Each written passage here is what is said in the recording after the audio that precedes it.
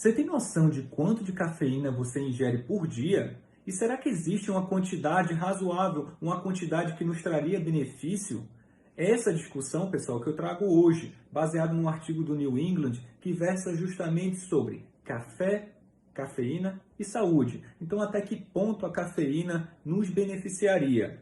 Mas, inicialmente, a gente precisa ter uma noção de quanto de cafeína tem no nosso cafezinho do dia a dia. Tomando como base, por exemplo, um café expresso, mais ou menos 50 ml, ou um café coado, por exemplo, aqui meia caneca, que seria 150 ml, teriam aproximadamente 100 miligramas de cafeína.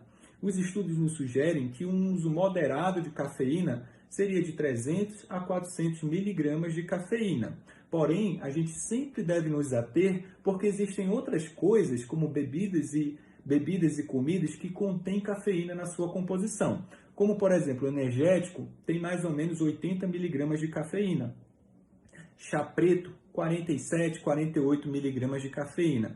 O chá verde, aproximadamente 27, sem falar da Coca-Cola e outra também, por exemplo, analgésico contém cafeína na sua composição, tá? Então, em relação agora ao mecanismo de ação da cafeína, a gente sabe que a cafeína ela tem uma molécula muito semelhante à adenosina.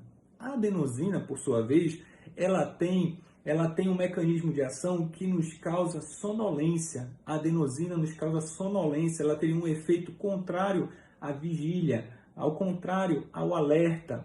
Então, por isso que nos dá uma certa sonolência a adenosina. A cafeína ela tem um efeito antagonista, ela se liga ao receptor de adenosina, tendo o efeito antagonista. É por isso que a cafeína é considerada uma droga psicoativa, estimulante, pois ela nos deixa alerta, nos deixa com uma performance cognitiva melhor.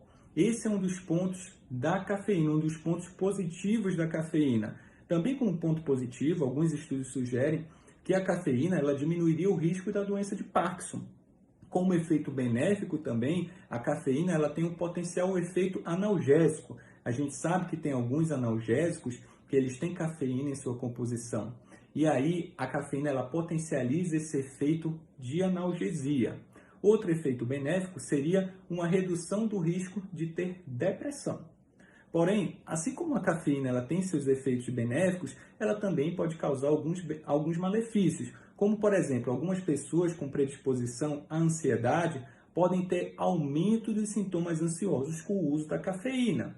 Outra patologia na neurologia falando, por exemplo, o tremor essencial. O tremor essencial, quando você toma, aumenta a ingesta de cafeína, o tremor essencial ele aumenta, o tremor fino de extremidades ele aumenta também. Outra também situação que é fundamental aqui, que pode causar um prejuízo para o paciente, seria a insônia. A dificuldade de iniciar o sono quando você utiliza cafeína após as 17 horas. Por isso que o seu neurologista ele vai dizer para você não ingerir cafeína após as 17 horas. Então, muito cuidado com a ingesta da cafeína que pode atrapalhar o seu sono. Sem falar também dos pacientes que usam quantidades mais aumentadas de cafeína, é a cefaleia por uso excessivo da cafeína, que também é causado pelo esse uso crônico em grande quantidade da cafeína. E também os sintomas de abstinência. A gente sabe que a cafeína ela causa uma tolerância no organismo, ou seja, você com uso crônico, sempre vai precisar de uma quantidade cada vez maior para fazer efeito.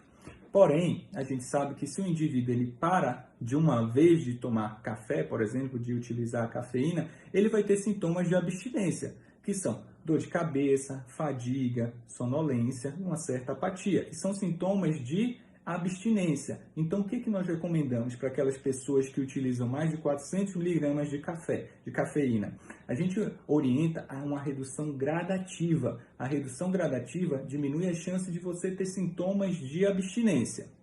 Em relação aos riscos cardiovasculares, até o presente momento, não houve comprovação que o uso crônico da cafeína possa interferir no aumento da pressão arterial sistêmica. Assim como não houve relação entre o uso da cafeína e o aumento do risco de fibrilação atrial, assim como também o risco de doenças cardiovasculares.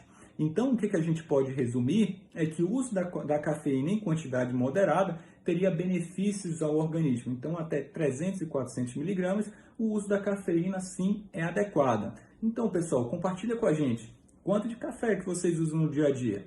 Forte abraço!